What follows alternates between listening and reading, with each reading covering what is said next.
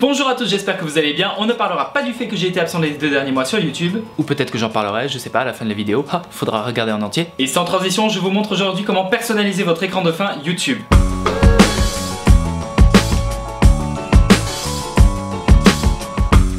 Alors nous voici dans Photoshop avec un template que j'ai préparé et que vous pouvez télécharger gratuitement grâce au lien que je vous ai mis dans la barre de description.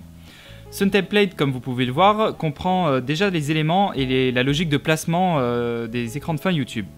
Vous y trouverez 2 pastilles rondes pour ajouter des chaînes et 2 pastilles rectangulaires pour les vidéos. Vous ne pouvez pas en mettre plus. Vous aurez remarqué que j'ai déjà mis des repères qui correspondent à la zone de placement des éléments.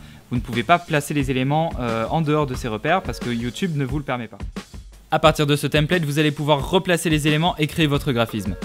Pensez à bien créer un groupe pour votre graphisme afin de rester organisé et de faciliter les choses dans After Effects. Donc comme vous pouvez le voir, je crée un premier texte que je vais styliser et que je vais dupliquer en maintenant la touche Alt et en glissant avec la souris. Et ainsi de suite, je vais continuer mon graphisme jusqu'à ce qu'il me plaise et jusqu'à ce que j'estime qu'il soit suffisamment bon pour pouvoir passer à l'étape suivante, c'est-à-dire à l'animation dans After Effects. J'enregistre mon projet comme un simple PSD, je n'ai pas besoin d'en faire plus. Si jamais je veux remodifier mon design par la suite, je n'ai qu'à le réouvrir et ça se mettra automatiquement en place. On passe donc maintenant à After Effects. On va tout d'abord créer un nouveau projet et dans ce nouveau projet, on va importer notre fichier PSD. Donc on va aller rechercher l'endroit dans lequel on l'a enregistré. On va glisser le PSD dans After Effects et à partir de là, After Effects va nous demander qu'est-ce qu'on veut faire, comment on veut importer notre projet. Donc on va choisir de l'importer sous une composition et de garder les styles de calque modifiables.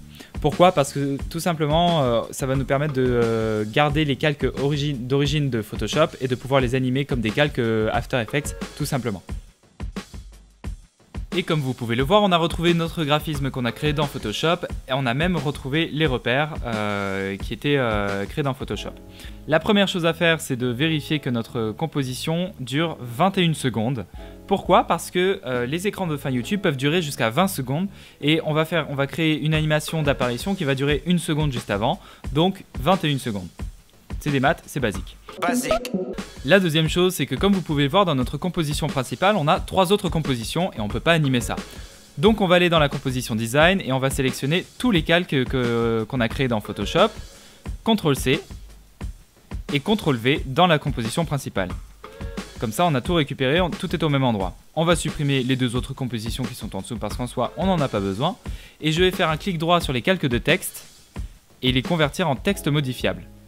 Ça va me permettre de récupérer les propriétés de texte After Effects et de pouvoir modifier ou animer mes textes comme je le veux, directement dans After Effects sans avoir à repasser par Photoshop. Alors comme vous avez pu le remarquer, le Abonne-toi a perdu sa mise en forme en quelque sorte parce qu'il a perdu cette espèce de petite vague une fois qu'on l'a converti en texte modifiable. Pas de panique, je vais vous montrer comment récupérer cette vague et comment la créer justement avec After. À partir de là, l'animation c'est comme vous voulez, c'est vraiment comme le graphisme, hein. Là c'est votre choix. Je vais juste vous montrer comment j'ai fait apparaître mes textes, comment j'ai récupéré la vague sur le Abonne-toi et comment j'exporte tout ça pour l'inclure dans la vidéo finale. Alors pour les textes des vidéos, j'ai envie qu'ils apparaissent au-dessus de mes vidéos mais comme s'ils arrivaient de derrière. Donc la première chose à faire, c'est déjà de se mettre à un peu plus d'1 seconde pour laisser le temps aux vidéos, aux éléments YouTube d'apparaître. Et on va tout simplement faire des images clés, des points de position avec notre texte. Et bien évidemment, il faut que le texte soit invisible avant et pour qu'il apparaisse une fois que la vidéo soit apparue. Au final, dans ce genre de cas, c'est juste une histoire d'anticipation. Il faut juste prendre en compte le moment où votre vidéo ou votre élément sur l'écran de fin YouTube va apparaître et comment vous voulez jouer avec afin de faire apparaître vos autres éléments. Alors maintenant on va se concentrer sur ce Abonne-toi qui avait une courbe au départ et qui l'a un peu perdu quand on a repassé en texte After Effects. Donc on va bien sélectionner notre calque Abonne-toi, notre calque de texte et l'outil plume. Et on va dessiner une courbe Bézier qui ressemble relativement à la vague qu'on avait à la base. Une fois que vous avez votre courbe qui vous plaît et qui ressemble un peu à ce que vous voulez, on va développer le calque de texte. On va ouvrir les propriétés du texte et les options du chemin. Et on va choisir le masque 1. Et maintenant, votre texte suit la courbe que vous avez dessinée et vous avez plusieurs options. Vous pouvez inverser le chemin, vous pouvez forcer l'alignement, c'est-à-dire que ça commence vraiment au début et à la fin. Vous pouvez décaler la première marge et décaler la seconde, la dernière, etc., etc. Maintenant, on va animer ce abonne-toi et dans les propriétés de texte, on va les choisir dans animer, position et on va décaler tout notre texte vers la gauche. On ne va pas animer la position, on va remonter un peu au-dessus et aller dans le sélecteur de plage. Et dans le sélecteur de plage, on va choisir les options avancées. Et ici, on va aller changer le mode de carré vers dégradé du bas.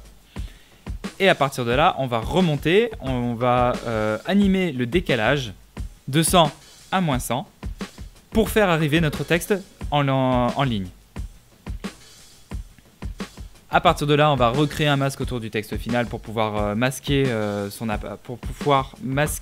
quand il est ailleurs et augmenter le contour progressif pour que ce soit un peu plus joli en termes d'arrivée.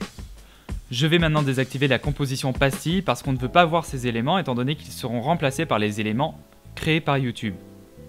Une fois que vous avez fini votre animation, vous avez deux possibilités. Ou vous l'exportez comme média en prenant compte de la couche alpha si vous en avez besoin. Vous l'aurez importé dans Premiere, vous réexportez votre vidéo, vous la mettez sur YouTube. Ou alors la deuxième option, c'est que vous utilisez le panneau objet graphique essentiel que je vais vous montrer tout de suite. Alors dans le menu fenêtre, vous allez venir chercher les objets graphiques essentiels. Ça va vous afficher un nouveau panneau qui est une des fonctionnalités les plus récentes de After Effects et Premiere Pro. À partir de là, vous allez pouvoir sélectionner la composition dans laquelle vous voulez travailler. On va venir cliquer sur le bouton Propriétés prises en charge par Solo. Et comme vous avez pu voir, tous nos calques dans la composition se sont développés. Et en fait, tout ce que vous allez voir, ce sont les propriétés de calque qui sont modifiables et utilisables en fait dans ce panneau objet graphique. Donc par exemple, on va aller mettre tous nos textes dedans. Donc c'est-à-dire que les textes sources, on va les glisser, on peut renommer quel texte il s'agit, etc., etc. Une fois que vous avez bien mis les textes sources de tous les calques de texte de notre composition, vous allez venir cliquer sur « Exporter le modèle d'animation graphique ». After Effects va vous demander la destination, c'est-à-dire où est-ce que vous voulez l'enregistrer. Vous avez le choix. Vous pouvez l'enregistrer dans les objets graphiques essentiels, en local, ou directement dans vos bibliothèques Creative Cloud.